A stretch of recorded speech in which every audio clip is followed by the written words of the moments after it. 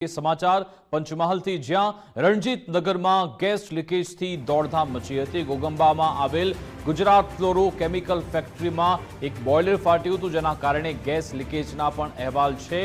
આ બનાવ બનતા જ ફાયર વિભાગની ટીમ તેમજ ટેકનિશિયન દ્વારા ગેસ લીકેજ બંધ કરાયું છે। ફેક્ટરીમાંથી તમામ કર્મચારીઓને બહાર પણ કાઢવામાં આવ્યા। ગેસ લીકેજને કારણે અત્યારે અંદર પ્રવેશી શકાય તેવી સ્થિતિ નથી। ગુજરાત ફ્લોરો કેમિકલમાં અગાઉ પણ આવી દુર્ઘટના બની ચૂકી છે।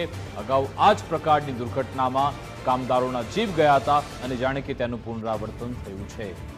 આ અંગે જાણકારી આપશે સંવાદદાતા નામદેવ પાટીલ ફોનલાઈન પર જોડાઈ ગયા છે।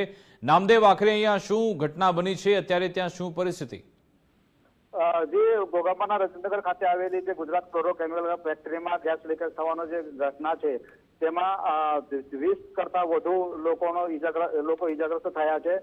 ઘટનાની જાણ થતાં ગોધરા હાલોલ ફાયર બ્રિગેડની ટીમ અને ટેકનિશિયન ગેસ લીકેજ બંધ કરવા માટે કામગીરી કરવામાં આવી રહી છે।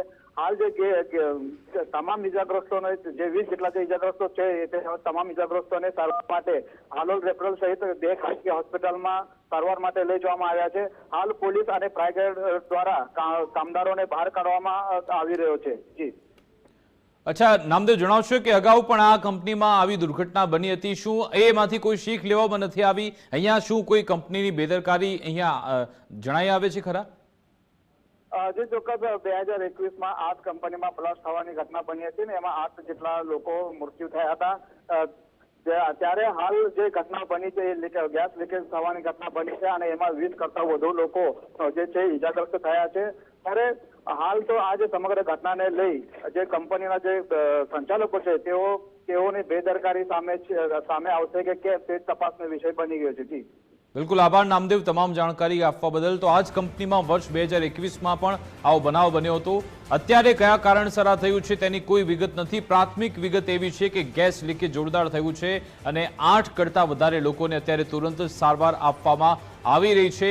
અત્યારે મોટા ભાગના કર્મચારીઓને અહીંયાથી બહાર કાઢી દેવામાં આવ્યા છે, પરંતુ સવાલ સુરક્ષાનો એટલા માટે છે કારણ કે જો શ્રમિક વર્ગ, મજૂર વર્ગ કામ કરતો હોય, મધ્યમ વર્ગના લોકો કામ કરતા હોય, તેમની સેફટીને લઈ કોઈ તકેદારી રાખવામાં નથી આવતી। અને ફક્ત આ એક કંપનીની વાત નથી, ઘણી બધી એવી ફેક્ટરી છે કે જે ફેક્ટરી નોર્મ્સ છે, એના જે રૂલ બુકમાં નિયમો લખેલા છે એ ફક્ત એ બુકમાં જ રહી જતા હોય છે। ત્યાં ફેક્ટરીમાં કામ કરનાર શ્રમિકોને કોઈ પ્રોટેક્શન કે કોઈ સેફટી આપવામાં નથી આવતી। એના કારણે જ આ બનાવ બનતા હોય છે અને ઇમરજન્સી સિચ્યુએશનમાં આખરે ક્વિક રિસ્પોન્સ કેવો આપવો એની ટ્રેનિંગ પણ આપવામાં નથી આવતી। જ્યારે પણ આ બનાવ બને છે ત્યારે આનંદ ફાનંદમાં પછી તમામ લોકો બચાવ કાર્યમાં જોડાઈ જાય છે। એ સમયગાળા દરમિયાન શું કરવું એની ટ્રેનિંગ પણ આપવામાં નથી આવતી। યોગ્ય રીતે મેન્ટેનન્સ પણ થતું નહીં હોય। કદાચ આ બધા કારણ કદાચ જવાબદાર હોઈ શકે છે, તો તપાસ બાદ જ બહાર આવશે। પરંતુ અત્યારે વિગત એ છે ગોગંબામાં આવેલી જે ગુજરાત ફ્લોરો કેમિકલ નામની આ ફેક્ટરી, જ્યાં સમાચાર એવા છે કે બોઇલર ફાટ્યું ને ત્યારબાદ ત્યાં ગેસ લીકેજ થયો હતો ને ચારે બાજુ ત્યાં ગેસ પ્રસરાયેલો છે, ત્યાં અંદર જવાય તેવી સ્થિતિ નથી।